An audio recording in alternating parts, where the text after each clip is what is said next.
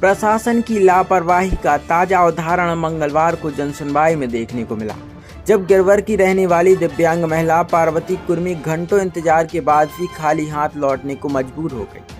पार्वती कुर्मी, जो दोनों पैरों से दिव्यांग हैं, मंगलवार को कलेक्टर जनसुनवाई में इस उम्मीद से पहुंची थी कि उन्हें नई व्हील चेयर मिल जाएगी।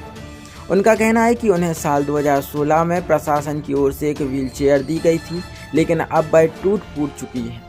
चलने फिरने में लगातार दिक्कतों का सामना करना पड़ रहा है, इसलिए उन्होंने अधिकारियों से नई व्हील चेयर की मांग की है।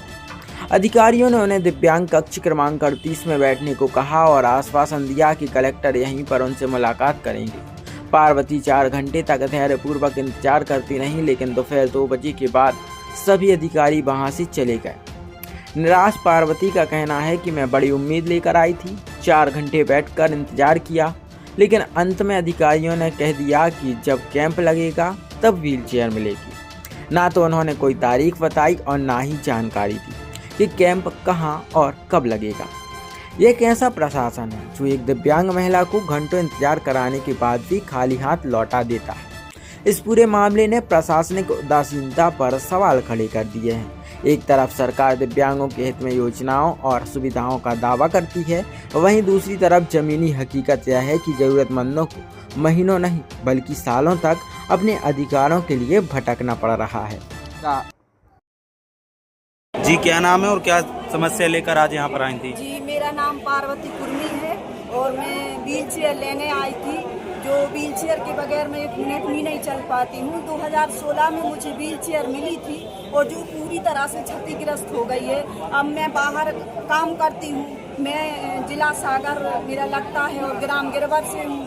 अब व्हील चेयर मेरी जब क्षतिग्रस्त हो गई तो मैं कलेक्टर के यहाँ व्हील चेयर लेने आई थी, लेकिन यहाँ पर 4 घंटे से पर्ची बना के बोल दिया 38 नंबर में जाके बैठो, आपसे कलेक्टर यहीं मिलने आएंगे। वहाँ मैं बैठी अभी पता चला कि नहीं, जन सुनवाई खत्म हो गई, कलेक्टर चले गए। तो मैं 38 नंबर से निकल के यहाँ बाहर आके बैठी हूँ और मुझे सख्त जरूरत है व्हील चेयर की।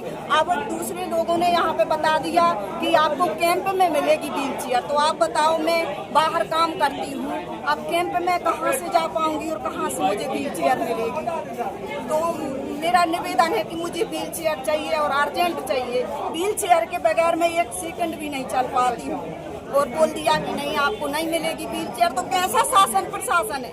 मुझे आज चाहिए लेकिन बोल दिया कि नहीं मिलेगी।